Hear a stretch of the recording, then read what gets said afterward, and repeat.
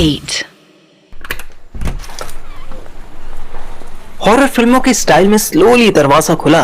मुझे लगा स्वीटी आई होगी, पर नहीं, ये पिंकी थी। पिंकी यहाँ क्यों आई? मैं चौंक गया। तू यहाँ क्या कर रही है? वो कुछ ना बोली। उसकी शक्ल देखकर लग रहा था कि कई घंटे रोने के बाद हॉस्पिटल आई है। बोलना, तू इधर क्यों आई? तूने ठीक नहीं किया पार्थिव। तू और सुहानी बहुत बुरा किया तुमने।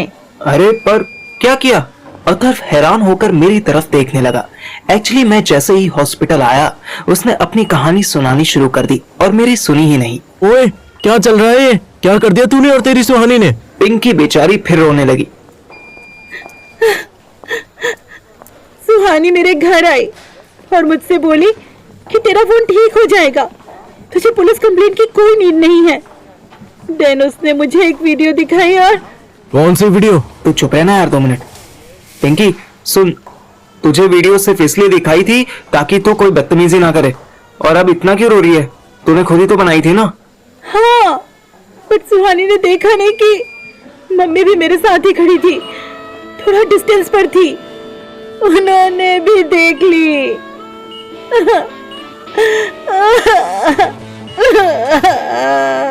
मैं शॉक्ड हो गया। अथर्व मेरी तरफ ही देख रहा था। मैंने झट से उसके कान में शॉर्ट स्टोरी सुना दी कि पूरे दिन क्या हुआ। उस साला कमीना रोती हुई पिंकी को इग्नोर कर मुझसे बोला, ओए सुन, वो वीडियो व्हाट्सएप कर दो। मैंने उसे घूर कर देखा। फिर मैं पिंकी से बोला, देख पिंकी, सारा रायता तो तेरा फैलाया हुआ ही है।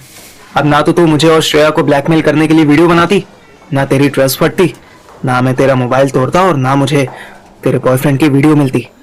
आफ्टर ऑल यो रूम में वीडियो तो तू खुद ही बना रही थी ना, किसी ने तुझे फोर्स तो नहीं किया था। तू समझ नहीं रहा है यार, मम्मी मुझसे इंट्रोगेशन कर रही है। अभी मैंने सुहानी से रिक्वेस्ट की कि एक बार मम्मी से बात कर ले, तो उसने कहा पार्थिव करेगा और मुझे यहाँ भेज दिया। तो समझ यार, मम्मी को अगर आज रात तक सेटिस्फैक्टरी आंसर नहीं मिला तो वो पापा को बता देंगी एंड पापा पुलिस कंप्लेंट कर देंगे कि मेरी बेटी को 2-3 स्टूडेंट्स ब्लैकमेल कर रहे हैं। ब्लैकमेल सुनते ही मेरे बम्स फट गए।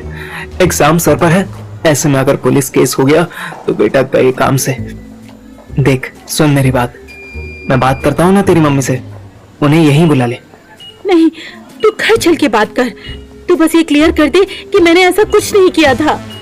मैं सोच में पड़ गया कि कहीं मैं इसके घर गया, वहां इसकी मम्मी पापा के साथ साथ इसके भाई भी हुए और उन्होंने मुझे पकड़ के पीट दिया तो बचाएगा कौन?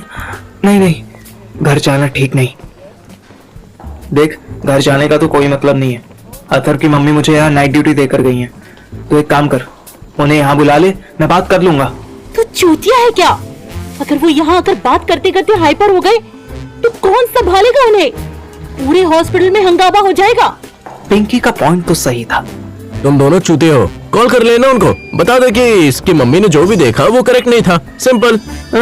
देख तो, साला फटी में सारे आइडियाज मुझसे ही मांगता है और अब सोचता है कि इतनी कॉमन सी बात मेरे दिमाग में नहीं आई होगी। अरे कॉल करना तो फर्स्ट ऑप्शन था मेरे लिए, पर कॉल रिकॉर्ड हो जाती है। पता चला वो कन्विंस नहीं हुई और पुलिस के पास चली गई तो कॉल रिकॉर्डिंग से उनका केस और मजबूत कर देंगी। तू एक काम कर पिंकी, तुझे कुछ नहीं होगा, तू अभी घर जा, मैं सब सेट कर दूंगा। तेरी मम्मी से भी बात कर लूंगा, तुझे पुलिस स्टेशन जाने की भी कोई जरूरत नहीं पड़ेगी और तेरी वीडियो भी किसी तक नहीं पहुंचेगी, प्रॉमिस। लेकिन ये सब होगा कैसे? तेरे घर जाने से। तू अभी यहां से जा, मैं करता हूं कुछ, डोंट वरी। पिंकी कुछ कंफ्यूज होती, कुछ हिचकिचाती बाहर की तरफ जाने लगी कि मैंने उसे फिर टोका। पिंकी सुन, हर समय वीडियो बनाते रहना सेहत के लिए हानिकारक हो सकता है, आगे से याद रखियो। उसने मुंह में मुझे कोई गाली दी और पैर पटकती हुई रूम से चली गई। भाई अब तो वो वीडियो दिखा दे।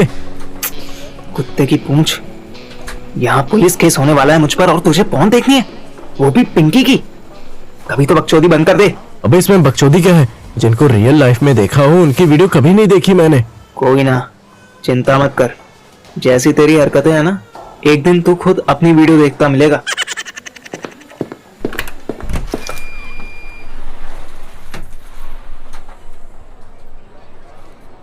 मैं रूम से बाहर निकला और कैंटीन पहुंचकर सुहानी को कॉल किया।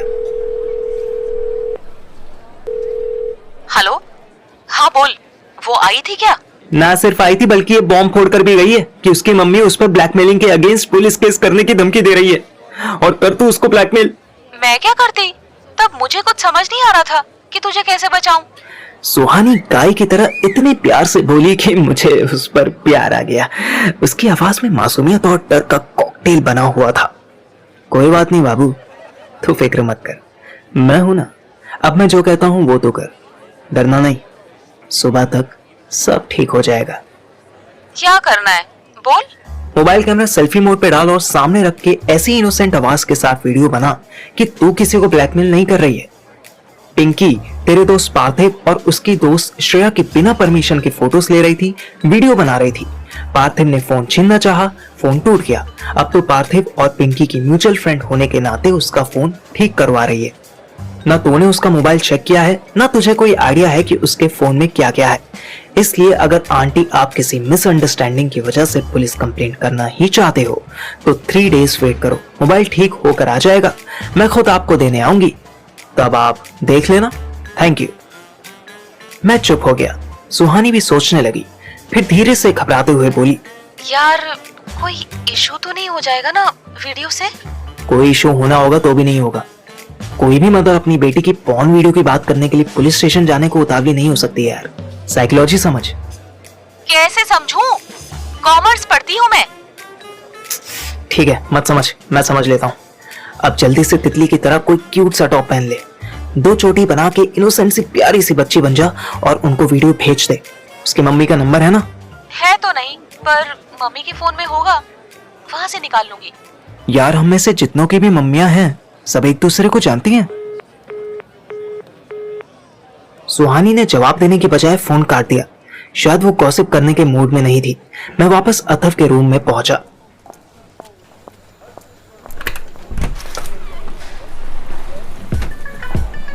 वहां स्वीटी ऑलरेडी बैठी हुई थी। हाय पार्थिव, कैसे हो? मैं तो जैसा हूं वैसा दिख रहा हूं, पर तू यहाँ कैसे, वो भी शाम के टाइम? वो एक्चुअली आज पापा जी को किसी फ्रेंड के यहाँ दारू पीने जाना था, तो उन्होंने बोला कि तू सुनीता बहन के यहाँ रुक जा। मैंने रिक्वेस्ट की कि मैं वहाँ क्या करूँगी, बोर हो जाऊंगी, तुसी मैनू हॉस्पिटल छड़ दो, मैं अथर्व पाजी को रह लांगी, रात में स्टडीज भी कर लांगी। पापा जी मन गए। मैं अब और ज्यादा शॉक्ड हो चुका था। तो तू आज रात यहाँ रुकेगी? एक ही सवाल कितनी बार पूछेगा? तू इसकी छोड़, अपनी देख कि तू आज रात कहाँ रुकेगा। तू पागल तो नहीं हो गया है? तो हॉस्पिटल में ये सब, उस रात तो चलो किसी ने देखा नहीं था, पर ऐसे रूम में कोई ना कोई आता जाता रहता है यार। भाई मेरी बात मान, आज रात पढ़ ले वरना एग्जाम्स तेरी ले लेंगे। तू जब यहाँ आया था तभी मैंने तुझको वार्न किया था कि पापा मत बन। अब तू कैंटीन जाएगा या घर निकलेगा? अथर्व घड़ी देखने की एक्टिंग करने लगा। उसके चेहरे पर कमीनों वाली स्माइल थी। मैं बिना कुछ बोले बाहर निकल गया। हाँ, भगवान किसी को इतना भी ठरकी ना बनाए कि वो ना जगह देखे ना टाइम, अपनी हालत देखे ना सामने वाले की एज। एनीवेज, मुझे फील तो हो रहा था कि मैं इसलिए इतनी मोरालिटी झाड़ रहा हूं क्योंकि मुझे जलन हो रही है। मेरे मन में आया कि मैं सुहानी को कॉल करूं या नहीं, पर उधर रूम में अथर्व ने खिसक कर अपने बेड पर थोड़ी और जगह बना ली। स्वीटी जीन्स टॉप पहनकर आई थी। उसने जीन्स का बटन खोल दिया और ब्रा के हुक्स भी ओपन कर दिए। रूम में 2 ट्यूबलाइट्स चल रही थी। स्वीटी ने वो दोनों बंद कर दी और हौले से अथर्व की चादर में घुस गई। ग्लास डोर होने की वजह से अभी भी बाहर गैलरी से अच्छी खासी रोशनी अंदर आ रही थी। तू सही टाइम आई है, तुझे बहुत मिस कर रहा था मैं। अच्छा, कितना मिस किया? स्वीटी ने अपना हाथ अथर्व के बालों में फिराना शुरू कर दिया। अथर्व को स्वीटी का टच आज कुछ अलग ही लग रहा था। वो बिना पलक झपकाए उसे एकटक देखे जा रहा था। स्वीटी ने अथर्व को यूं निहारते देखा तो आंखें झुका ली। वो ब्लश करने लगी थी। अथर्व ने उसको जोर से पकड़ लिया। स्वीटी ने अपने ठरकी नेचर को साइड में रखते हुए अथर्व के माथे पर किस कर लिया। अथर्व हैरान हुआ कि स्वीटी सुपारी अचानक से प्रसाद की मिश्री कैसे बन गई। स्वीटी अपने दिल की दर्द से बोली, जाने कब से वेट कर रही हूँ मैं। जब भी मिलने आती हूँ कुछ ना कुछ हो ही जाता है। You know, I am USM। अब ये क्या है? I missed you so much. तू बस 2 ही चीजें फटाफट बना पाती है। क्या क्या? एक तो किसी भी बात का एक्रोनिम, और दूसरा? और दूसरा मेरा मूड। जाओ, आज नहीं बनाती, मैं जा रही हूँ। स्वीटी उठी और जाने ही लगी थी कि अथर ने उसका हाथ पकड़ा और अपनी तरफ खींच लिया। स्वीटी ठीक उसके ऊपर आ गिरी।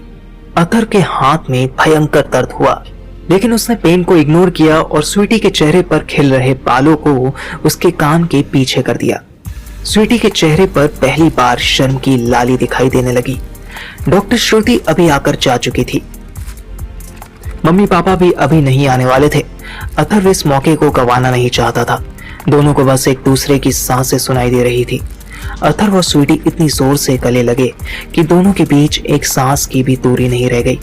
अथर ने धीरे से उसके बटन खोलने शुरू कर दिए।